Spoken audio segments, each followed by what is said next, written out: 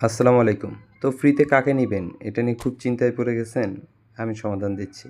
যদিও এইখানে যে কটা ফ্রি প্লেয়ার দিয়েছে, কাউকেই আমার ওরকম পছন্দ হয় নাই বা ওরকম ভালো কার্ড নেই। তবুও এদের ভিতর যারা ভালো তাদেরকে আমি নিয়ে একটা রিভিউ করব এবং সর্বপ্রথম আমি তাকে নিয়ে রিভিউ করব যাকে আপনি নিবেন না একদম ১ম এই। তো সেই প্লেয়ারটা হলো এডিনসন কাভানি। একে নেয়াই যাবে না। বাদ, টোটাল লিস্ট থেকেই বাদ। তো দ্বিতীয়তে আপনি কাকে নিতে পারেন? দ্বিতীয় পজিশনে সেটা আমি দেখাবো। সেটা হলো এই RWF এ যে প্লেয়ারটা আছে টরেস, এই প্লেয়ারটাকে আমি আমার দ্বিতীয় চয়েসে রাখছি। সে ক্রিয়েটিভ প্লেমেকার এবং তার স্ট্যাটসগুলো খুবই ভালো।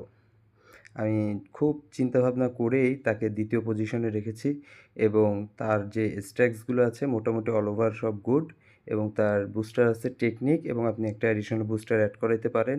এখানে চমকপ্রদ আছে তার স্কিলগুলো। আপনি যদি দেখেন তার কাছে ম্যাক্সিমাম পাসিং স্কিল আছে। One time, one touch pass, through pass, weighted pass যথেষ্ট এবং তার সাথে আরও আছে pinpoint crossing, edge crossing এবং আউটসাইড কার্লার। তো একটা উইঙ্গারের জন্য এবং যে মূলত ক্রস স্পেশালিস্ট তার জন্য এগুলো থাকা যথেষ্ট। এটা হলো আমার দ্বিতীয় চয়েস। আরও একটি মজার বিষয় হলো এই প্লেয়ারটার ফর্ম আনওয়েভারিং। তো অল ওভার আমার কাছে প্লেয়ারটা ভালো লাগছে এবং আমি এখন যে প্লেয়ারটাকে দেখাবো তাকে আমি আমার নাম্বার 1 চয়েসে রাখছি এবং সে হলো একজন সেন্টার মিডফিল্ডার এবং তার প্লেয়িং স্টাইলটা হোল প্লেয়ার। আমার কাছে ভালো লেগেছে এবং আমার কাছে মনে হয় এইটাই বেস্ট কার্ড। তো আর দেরি না করে আমি সেই প্লেয়ারটাকে আপনাদের দেখাচ্ছি। এই প্লেয়ারটাকে চোখ বন্ধ করে আপনারা নিতে পারেন। প্লেয়ারটার নাম হলো রেমাচি এবং সে ১৮৩ সেন্টিমিটার লম্বা, ১৯ বছরের একটি প্লেয়ার।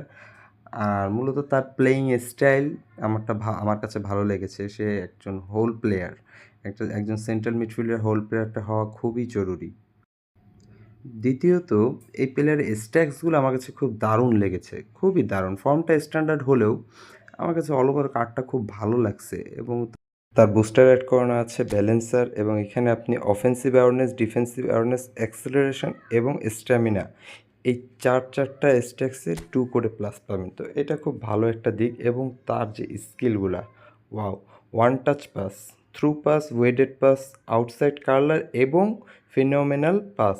তার সাথে দিয়েছে ইন্টারসেপশন। একটা সেন্ট্রাল মিডফিল্ডারের একটা ইন্টারসেপশন স্কিল থাকা মানে অনেক কিছু। সে ডিফেন্সেও হেল্প করতে পারবে। তো আমার কাছে অল ওভার মনে হয়েছে এই কার্ডটা ভালো। এই কার্ডটা আপনি নিতে পারেন। এই কার্ডটা যথেষ্ট ভালো। তো আসল বিষয় কোনামি কেন আমাদেরকে এইসব ফ্রি কার্ড দিচ্ছে? মূলত এইসব ফ্রি কার্ড দিচ্ছে তাদেরকে